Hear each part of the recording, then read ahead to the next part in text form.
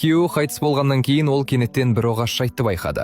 Үйдегі биікте тұрған заттардың бәрі жоғалып кетіпті. Олардың бәрі оның қолы оңай жететін жерлерге қойылған екен. Тіпті тарпалар да жаңа шаш қыстырғыштарға толы болып шықты. Өйткені күйеуі оған өмір бойы шаш қыстырғыш сыйлап өткен еді. Тіпті бұл дүниеден озғаннан кейін де ол бұл әдетін ұмытпапты. Бір кездері бірге тұрған бұл шаңырақтың әр бұрышында Квантиктің ізі қалған еді. Белгілі болғандай Квантик өмірінің соңғы күндерінде жары үшін бәрін білдірмей реттеп өткен екен. Себебі ол өзі кеткеннен кейін әйеліне қамқор болатын ешкім қалмайды деп қатты қорықты. Және оны болашақта жалғыз қалдырғысы келмеді. Бірақ бәрі алдын ала дайындалғанымен, бұл қоштасу жұрттың бәрінің көзін жасқа толтырды. Квантикті аурухана палатасына әкелген күні дәлізде жылаған дауыс толастамады. Ол жансақтау бөлімінде үнсіз жатты. Ал әйелі осы уақыт бойы әйнектің арғы жағында көз жасын тия алмай тұрды. Бірақ Квантик көзін әрең ашып оған қараған сәтте, көз алдына оның жас кезі, өмір бойы ғашық болып өткен сол бір бойжеткен бейнесі елестейді. Бұл туралы ойлау оның жанарын қайтадан жасқа толтырды.